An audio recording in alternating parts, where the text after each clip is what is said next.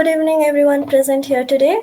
Thank you for participating in second session of Power Series, Docker, Kubernetes, and microservices. Wait, what do they mean?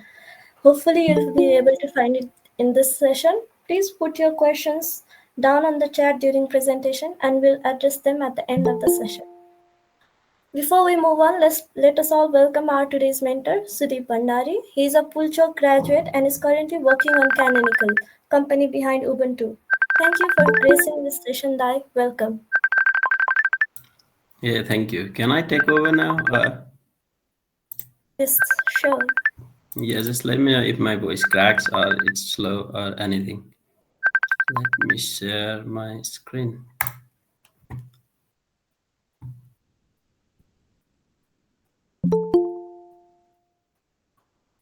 Okay, perfect. Can you see my screen? I will try to. Yes. Yes. Okay.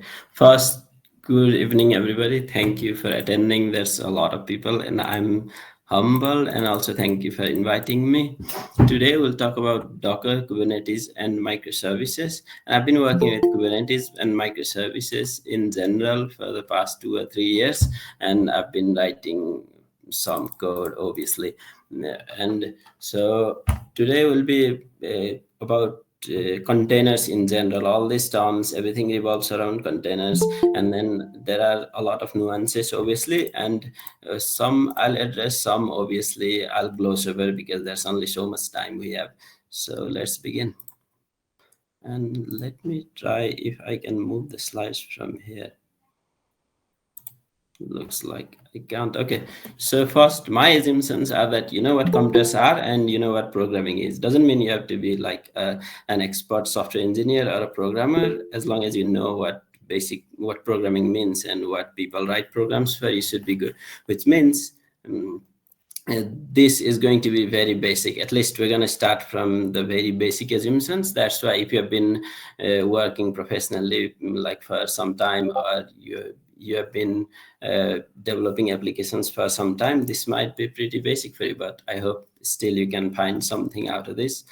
And let's begin. And I'll start by, regardless of what containers are, or with all the big words like Kubernetes and microservices and everything, at the end of the day, we're talking about software, right? So I want to talk about, can I mute this? It's so distracting. I'm sorry. Apparently I can't. It's all right. So we are worried about how software goes to our customers. That's why we're doing all these fancy things. And so I'll start by talking about software development lifecycle. Some of you, at least many of you, probably must have heard of it already. Even if not, I have made a not so great slide, but I hope it works. So what we do when writing software is like we plan what to create, and then we design how we want to create it, and then we implement, which means simply writing the code, and then we test, and then over and over we repeat that. And then after we think it's good enough, we deploy it somewhere, and then we maintain it throughout the life of the application. So this is the overall status of how a software basically gets born and then lives. And what we are talking about today is the deployment and maintenance phase of software development lifecycle. But as we'll see, how we choose to deploy and maintain will also affect how we design, implement, and test our application, or maybe even plan what applications to make. So these are kind of interrelated, but we'll be focusing more on deployment and maintenance parts of this. So how I want to convey this is by telling you a story about life of a software, about your software. And we don't really care what the application does. We just have to know that it is a software application, and we start creating it, and then as we go on, we face many problems and we solve them. And while solving them, we encounter across many different technologies, containers and Docker and whatnot. We'll see. And if anything doesn't make sense or doesn't connect, feel free to message in the message box, and then I'll try to connect the dots, because we'll do a Q&A at the end. But if you're missing some important piece and then it doesn't make sense, I also don't want you to get confused for the rest of the hour. So First, you have an idea. You think you'll create some application, and potentially you'll make a lot of money and get rich. And so you plan and plan on what application you'll make, and then you start writing code. And then you and your team program day and night, and then your application is now ready. But you wrote code, I don't know, in Python or whatever, and then your code is running on a laptop. Your application looks exactly like you want it to look like, but you gotta ship it somewhere, you gotta deploy it somewhere so that your users, your customers will be able to use it, right? Then they're not gonna come to your laptop. And then so you go to the cloud meaning Amazon Web Services, Google Cloud, Microsoft Azure. I'm sure you have heard of them. So what you do is you go to them, and then you pay money, I guess, and then you get their machine on lease basically, and then you get a server. You choose your operating system, Ubuntu, Amazon Linux, or even Windows. I don't know where to choose that, but you choose your platform, and then you are ready to deploy your app. And you deploy your application, and then hopefully your customers will be able to access it because those machines are on the cloud and connected to the internet. But it doesn't work because you wrote your code in, I don't know, Windows or Mac, and then your cloud server had a different operating system, or even if they had the same operating system, they are different versions of the dependencies or whatever, and it didn't work. Now you have to fix it. And what you do to fix it is, right, well, first it runs on your machine, and as I mentioned, the customers are not going to come to your machine, so it's your job now to make it work. And then how we make it work, at least the first step you do is you adjust your dependencies or even your program itself so that it works on the server as well, and you can test on your laptop, and then it works on the server, and now everyone is happy, everything is working, and your application is live. And then a new developer has arrived because now your app is scaling, and then you have to you need more than one developer, or whoever there was, you need some extra developers, and they will keep on increasing as your app gets bigger. But she uses a different operating system than you do, and now she can't test the changes locally. You can't ask everyone to change everything for your software, so now you have to do something. And at the same time, the server on the cloud, I guess AWS, if you chose that, let's say you chose AWS and go with the plot.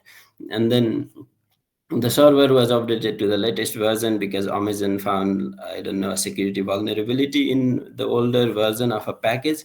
And because of that, now your app has dependency issues, and now the app is crashing. It's just, there's just so many problems.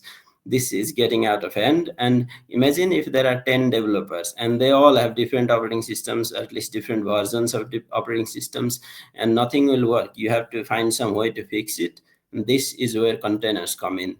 And if you look on the right, there's a photo, and all the containers, well, except the mm, color, I guess, looks the same, which means even if you put different things in the container, they will look the same. You can put laptops, chairs, sacks of potatoes, no matter what you put inside, the container will look all the same. And that means if you put it on a container ship or a truck and then want to deliver it somewhere, you can put anything inside the container, and it will be very easy because you can stack them on top of the other, right? That's why these real shipping containers are very useful. But we're not here to ship goods to across the sea, so we are worried about our software not working in different systems. But software containers are basically the same, at least the core idea is the same. No matter how your software works, the software container will look the same to the server. And when I say server, I mean that machine in AWS that you paid money and bought basically. And then so your software obviously is a new application, you had a brilliant idea, it's different from everyone else's software. But as far as the server is concerned, the server's operating system is concerned, it will look the same. It will have a few interfaces that it will communicate with. Otherwise, all the software containers look the same, and so will your application. That's why now you can deploy your app if you containerize it. And by containerize, I mean putting your application in the container. That's called containerizing. And then because you make your application, basically you change your application code so that it fits inside the container, right? That's why It's called containerization. I hope it makes sense. And then how do you do it? You have to containerize your application. Now you have written you have an application that you have written in Python and a few other languages probably, and then you don't know how to, you know how to make your application work, but you don't know how to now containerize it. You just knew how to run the Python server. Right now let's look at that. That is where Docker comes in. Docker is a technology that we can use to build and run containers. It is actually the most widely used containerization tool. There are a few others, but almost everyone uses Docker at least to build containers. I mean, I don't think as many people use Docker to run containers. I mean, a lot of people do, but to build containers, I guess almost everyone uses Docker. That's like the de facto industry standard. And how do we containerize an app? We create something called a container image. And since we create these images mostly using Docker, they're also called Docker images. And what a Docker image is basically a definition of how your application container will run. Mm, you can think of it's not actually the container, it's the definition of how a container will run. You can think of image like the programs or lines of code on your editor. Like you open VS Code and you write code, it does nothing, right? As all you have to run it and then it will do something, but just some text files on your editor won't do anything. But when you run the program, that running instance of the program will do some things. It will run a web server, it will, I don't know, delete files or whatever you want it to do. So image is the program, and then the running instance of the program is equivalent to the container. So image is the definition of how a container will run, and container is the actual running instance of that image, and that will run your application. And obviously from one image you can run one, two, three, or thousands of applications in different servers or even in same servers.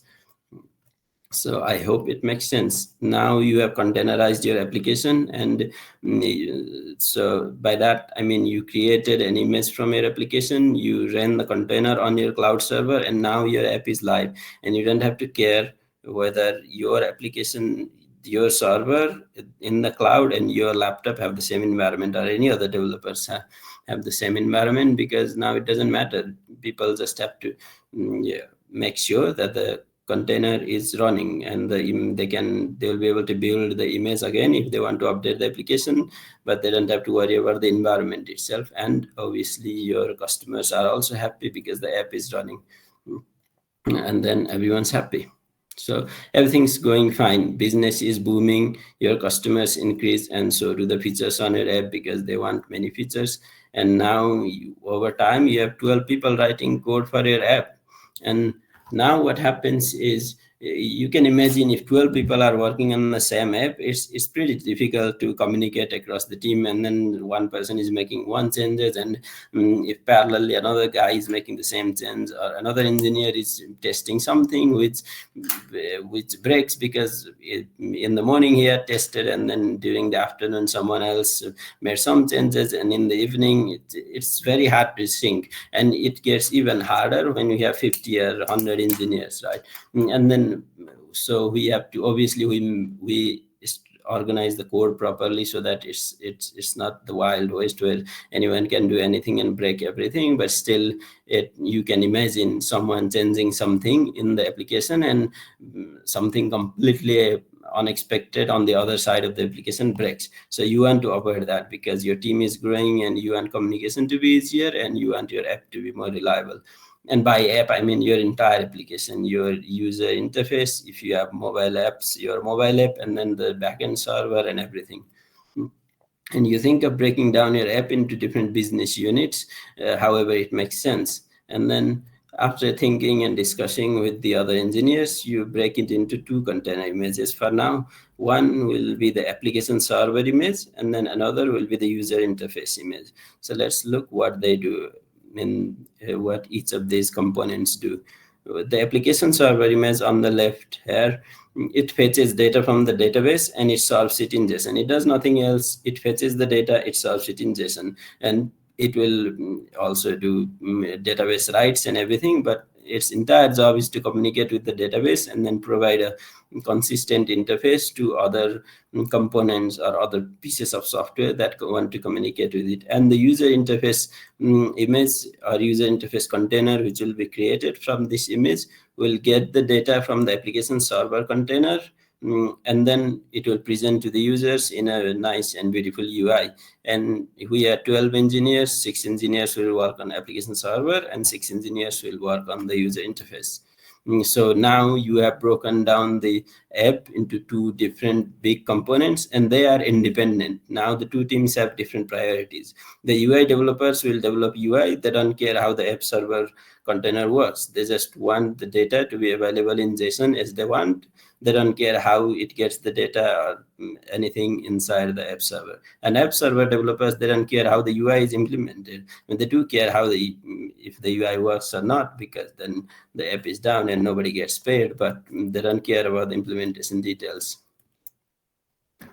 Now, what you just did is you broke a single application container called monolith, and everything that I put inside quotes, like double quotes or single quotes, are standard in industry term. These are not specific to your application in this case. So monolith is what was, and we introduced two different containers. These are services, and because we broke down into independent smaller services that work independently, they are called microservices.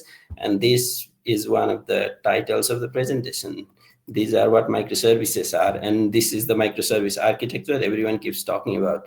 So different services that work independently. The services interact with each other via known interfaces, which are called APIs, which I'm sure everyone has heard if you have developed a backend server, which gives the API to, and then front end communicates with it. And you have probably heard about REST APIs and everything. So these different services, they work independently. They may be developed by completely different teams or even different organizations for that matter, and then they will just have a consistent interface, but everything inside each service is completely decoupled from everything in another service or everything on the host or everything. And the services don't have to be containers, but it's a good practice. In our case, they are containers that we created using Docker, but they don't have to be. They can be systemd services, or they can be simple processes running on a different VM. But as long as they are different components of software that communicate with others, they qualify as a microservice. They don't have to be containers. And but then again, containers is one of, if not the most famous or standard ways to create microservices and break down the big software components. And in our microservice architecture, the UI can be updated many times without touching the application server code. I mean, it's intuitive, right? If the two teams are maintaining it, the UI developers can change the UI every day, while the app server may be updated every 4 months after rigorous testing, because it's more, it has to be more reliable. For example, it may handle payment processing and database queries, and everything can't be as fluid and as fast as UI changes, for example, in this case. So this is our microservice architecture, and I hope it makes sense what microservice architecture means in the fundamental level. And now your app is broken down, and then you have two different services. It's business as usual. Your app is running, your users are using it, and now whenever now that's not the final form of your software. Every time a component gets too big and it makes sense business wise to break something and then separate the logical concerns, you do that. You break a big service into smaller services, and then you assign different teams or different individuals to handle them, and then teams work on new services independently without worrying about other services. And if the services are too small, obviously nothing is stopping from one engineer or one team to work on multiple services, but the work concerned with one service and the other service are going to be completely independent of one another. As long as the entire application does what it's supposed to do, how they do things is not really important. And now 2 years have gone by, your application got bigger and bigger, you kept adding services after services whenever you felt the need. Your users are increasing, thousands or even tens of thousands of users are there, and you have 12 different services running on 3 different AWS servers now, because your app has gotten big. And everything is great, because like now you can have 100 different services, and then you can have 500 different engineers or whatever, and then you don't have to worry about scale, which is nice. And then everything is fine, because each service can be updated and issues can be fixed independently. By this time you probably have different GitHub repos for different services, if you feel the need or some, and the issues are tracked in different platforms, because different teams handle them. And then obviously the release cycles are different, because some services are more crucial and time important in terms of time and urgency than others. And then everything is fine until it's not. There's still a problem. A server has crashed on AWS or every public cloud service. They promise your servers will be up for with very high probability, very low probability of downtime. That is, they provide 99.999% uptime. It is still not 100%. Like once every few years, they may go down, and it is very healthy to assume that they can go down every day even. So we'll see why is that. A server has crashed, and that server had 3 of your containers running, and then now your users can't access the application because 3 of the 12 services are gone, and many features are not working now. Well, the servers were hosted by AWS, so it's not really your fault, though. You can't take the blame, but the users don't care. They don't care whose fault it is. They just want to use the application. And now it's time to fix. You have very talented engineers, and they get another machine quickly. Within an hour, all the containers are running, all the services are up again. That was stressful, but now everything is good. But this cannot repeat. Mm, because downtimes like this are not good, right? And the customers won't be happy. And if your competitors are coming after you, and you have these kinds of downtimes every now and then your competitors will take over. Your users will go away because they don't trust your application. To be trusted, your application needs to be highly available. And if you have studied distributed system, the thing I put inside quote is a very standard term called high availability. All the services for your application to be highly available, all the services need to be highly available. So far, does everything make sense? If anyone has questions, you may drop them now.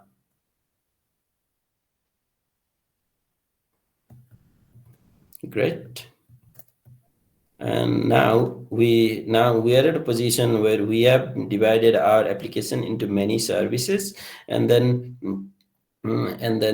we can keep dividing that, and we are getting very good results from it. We are being productive, but now we have to somehow make sure our application does not go down, even if some servers or some containers go down, basically. So the solution is more containers. Now you create 2 more redundant containers, for example, for each service. What I mean is, we had different containers, right? 12 different containers for 12 different services.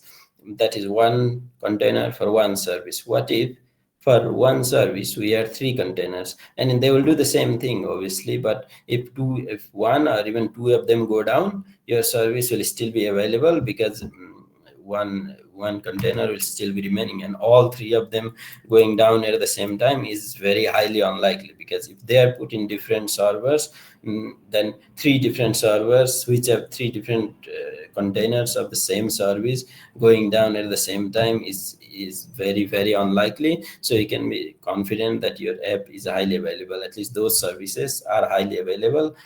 So what you do is you deploy 36 containers, for example. It's for different it's 3 different containers for each service, basically, so that and how the traffic will be routed to each of those containers, because only one of them need to handle that will also be handled separately. And that's one of the things you need to take care of while doing these things. And but there's a payment processing microservice among the 12 services, and you don't trust the 3 containers.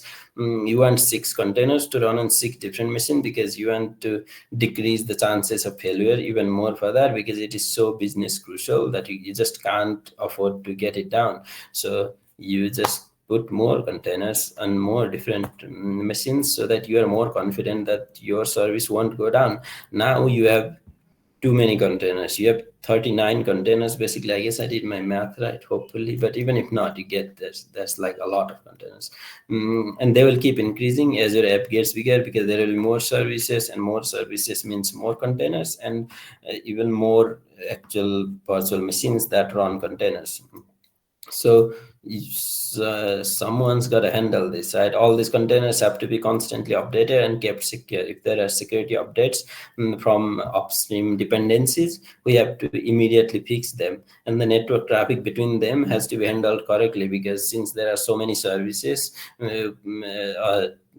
some request coming from one service maybe has to be accepted by another, but we can't send it to another different container. So they have to be handled correctly and securely, because then if you don't secure everything through something like transport layer security, for example, then someone might catch the packets, and then basically your app gets hacked, and if it handles money, you lose money, and basically there's so many problems if they're not secure. So you have to handle them correctly and securely, and they keep changing. And like I said, the more containers are there and the more machines are there, the more failures there are, right? Obviously not everything is going to fail at once, but things are going to fail.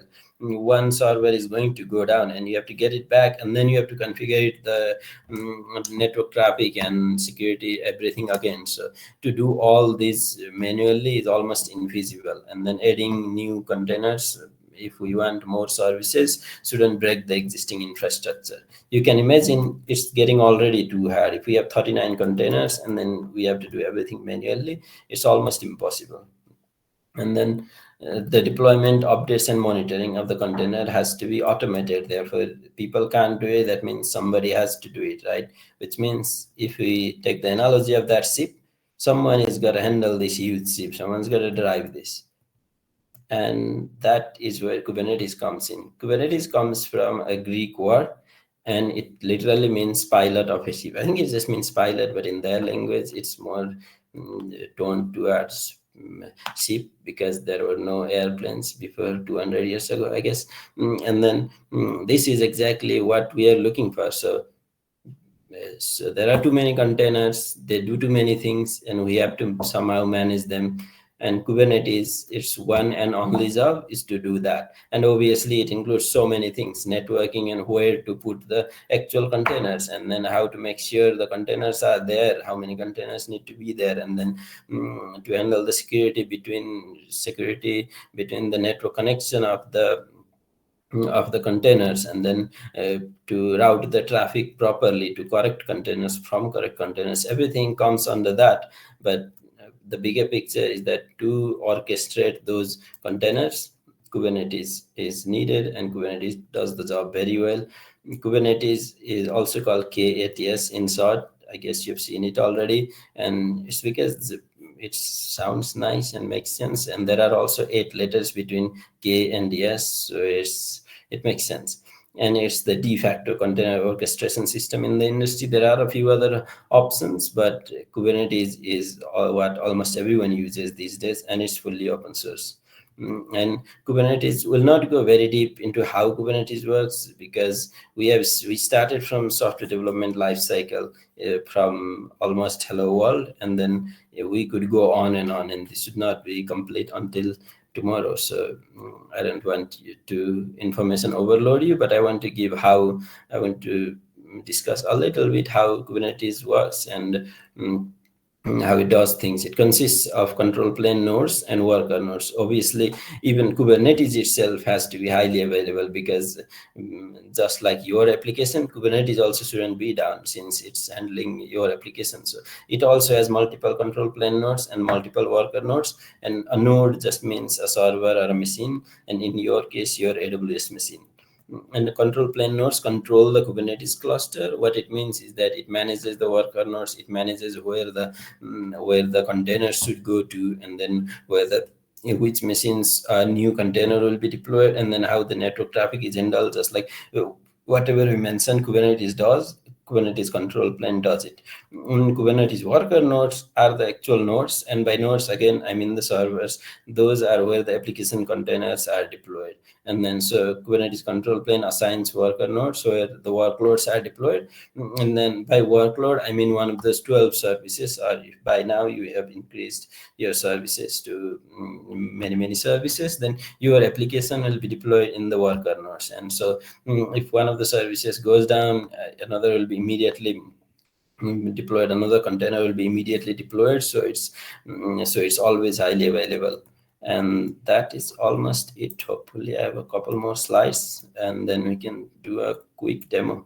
And yeah, and obviously if you want to try out Kubernetes, and I don't expect you all to have like a AWS subscription or your own virtual lab with many machines. So you can try running Kubernetes on your own laptop. With there are many options, but Kind is almost the most famous one. I put a link here.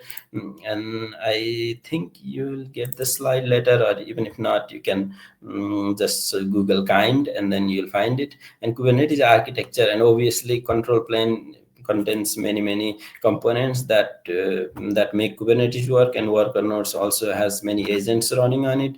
And if you want to look deeper into it, Kubernetes documentation provides very good information. In fact, Kubernetes documentation itself is very nice. There are a lot of big software, if you haven't realized already, whose documentations are not that good, but Kubernetes is not one of them. And as a seamless self-promotion, I'm also putting my blog here. And also, this is almost the end of the theoretical part. I thought it would take longer, but it's nice. We are ahead of time. And then also, my blog is there, and I started writing it like last month, but still I'm trying to write more regularly. And if you want to connect to me, you will find Twitter and GitHub and LinkedIn, email, everything over there. And now let's go to the demo. And in the demo, what we'll do is it will be very simple. We'll create a container image from using Docker, and we'll run the container, and we'll verify that our application is running. So I will do that. And I think we still have some time, but apart from the demo, if you have questions, we can take for 5 minutes and then we can go to the demo, so that it makes more sense when you do the demo, and then we can move past this theoretical part.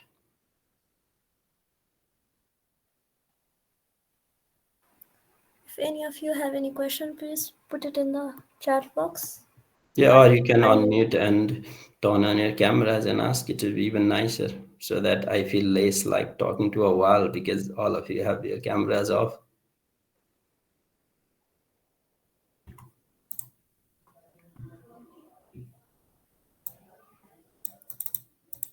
There are a lot of good tutorials on Docker networking. I don't know exact resources. I can probably get back to you on this. But Docker itself has everything. If you just, I don't want to be like you ask me a question and go Google that. But if you Google Docker networking, there are very good resources.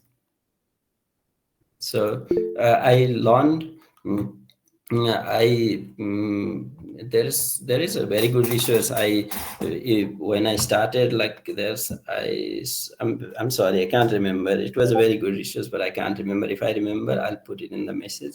And two container communicate via, they create a network. First, how containers work is they have these things called namespaces, and containers are simply processes in Linux, right? And then they are separated, everything else is separated, and one of the things that's separated is network namespaces, and network namespaces separates container networking from the rest of the system. So no external network is visible to it, but somehow the containers have to communicate with each other, right? So it creates a bridge between container and the host, and then host will create another bridge, will another container, and then through that they communicate. But the details obviously you can find in the and it depends on what network plugin is used. If it's in Kubernetes, and Docker I guess does it separately. So for the specific details you can look at the documentation of that particular engine, but that's basically how containers communicate via the host, obviously, because directly they don't have a way.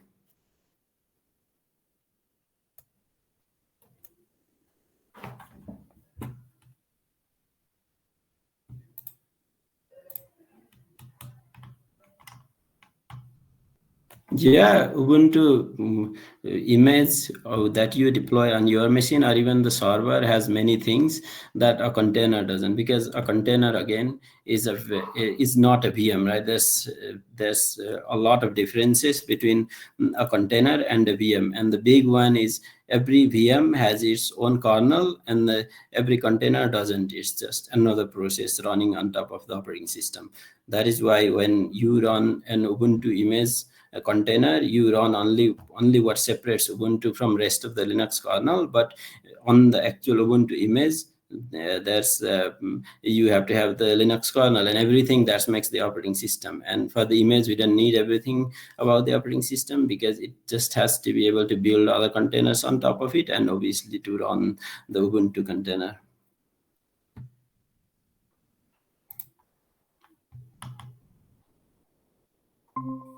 I don't know which architecture is better. I guess it would depend on your need and what you're trying to do, but I really don't. I've been using microcates quite a lot, but which is better or worse, it's one, it's subjective, and two, I also don't have that much experience to answer like which is particularly better or worse. But I've used microcates quite a lot. It is nice.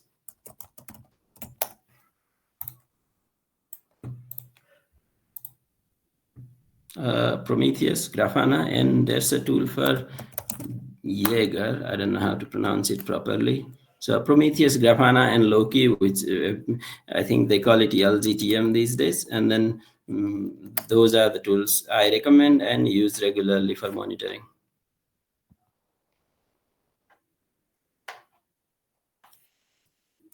And Docker and everything, they provide their own exporters sort of that give out metrics related to their telemetry information, and you can look those for the documentation. But at the end of the day, what tool you use, it's up to you. But I love Prometheus, Grafana, and the entire stack, and it's open source, and there are very nice documentations and everything for it.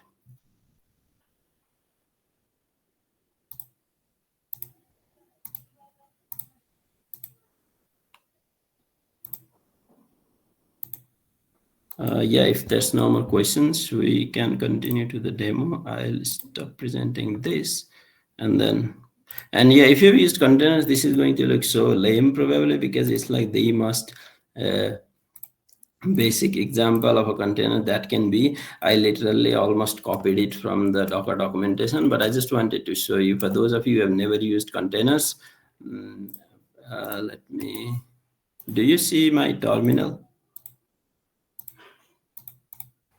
Yes, I hope you do. Yeah.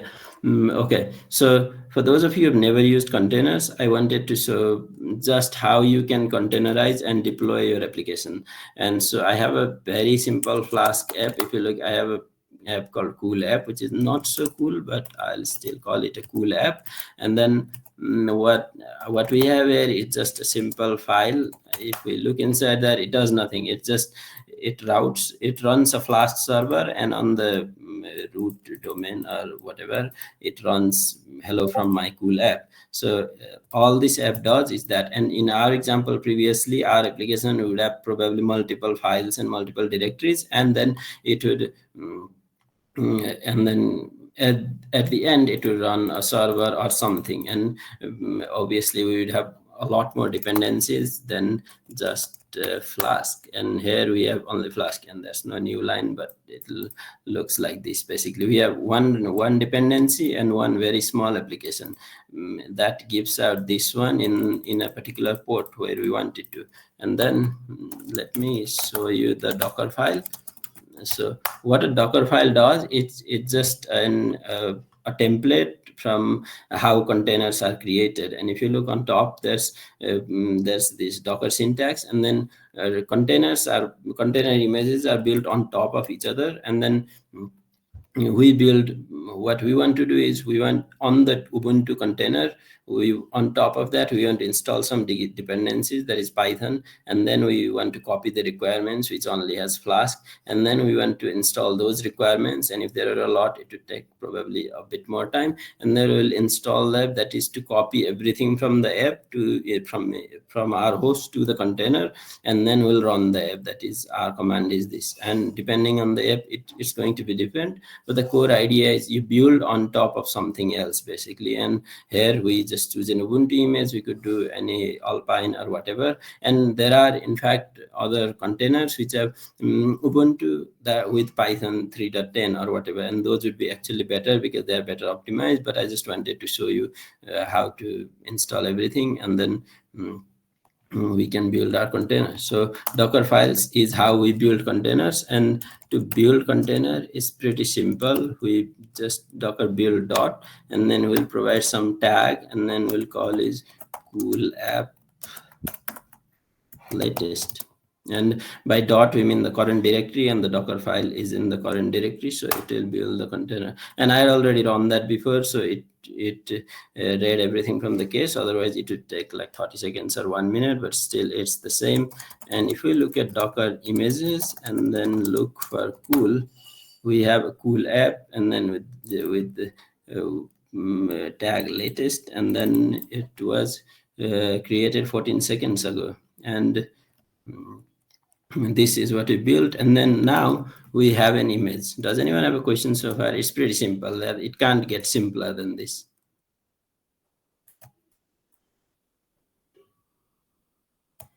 Okay, and now I will run the container. Docker run is how we run the container, and then we provide the image name. But we also want to provide, if you remember from our application, I'll just show you down below, sorry.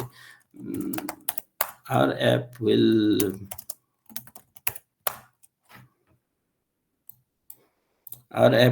expose port 8000, that is in the inside the container. Port 8000 will be exposed. So but on my machine, I want to be exposed to I want the app to be exposed to port 80, and then inside the container it 8000. Now we can't change if we got the container from somewhere else. So this is how we run our application. Hopefully it runs. Okay, now it's a development server because we provided dev is equal to true, or debug is equal to true, or whatever. But what we wanted to see was exactly this. If we ran it in our machine without the container, we would see something like this. And if you look at here, running on 127.1000, sorry, localhost, basically 127.0.0.1, and port is 8000. This is logs from inside the container. If we look at that, however, we see nothing, because the port we bind in our machine is port 80. Let's go to port 80. Oh, sorry, you're not seeing my screen, right? Sorry. Let me share my entire screen. Or even better, I'll just call it. Yeah, you see the result, right? So I hope it makes sense. So, and we can obviously run another container from the same image and bind to a different port. Docker run -p81, and then 8000 and cool app, and it's running. So what we're doing here is we are running the same app on different ports on the same machine. Without containers, it would be almost impossible. I mean, there would be other tricks, but basically we are able to do this on, if this was a very big server, we could be able to run 10 different apps, which in and of themselves use the same port, but we use different ports on the host. And if we look at Docker PS, that is to list the running containers, we see two different containers with container ID and names, which are randomly generated. We can specify with name while running the containers, and the image is cool app themselves, and we see port information we specified there. And if we look at now call localhost 81, we should see the same. Yeah, and and that's it. And localhost means 127.0.0.1 if you weren't aware already. So that's what I wanted to show basically. Does that make sense? I mean, if you have used containers at all, that was pretty rudimentary. But if you hadn't, I hope it was helpful to you. And for your application with a lot of requirements and bigger amount of code, the logic is pretty much the same. It's just only the container contents of the Docker file would be different, but the entire idea is the same. Now we can take questions. I will stop sharing this. I guess we had one unanswered question from Kausal Khatioda. How to deploy high CPU and GPU intensive application in container? Like, yeah, I don't know. Those would be application specific, and I've not worked a lot with AI. I'm sorry, but I'm sure there are ways. But it will depend on how the application itself optimizes those. I don't think it will be any different.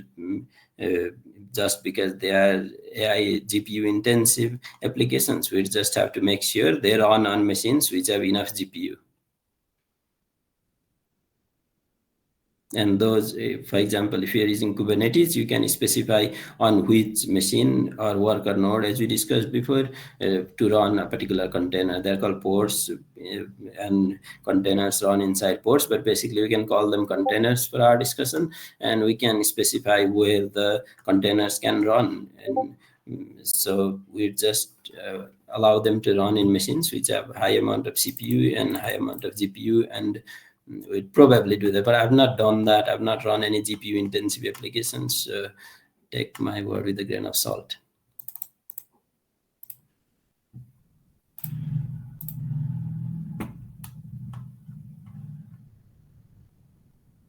Oh yeah, that's a good question actually. Does it get better with time? Because when there are so many things, and what you want to do is like, I'm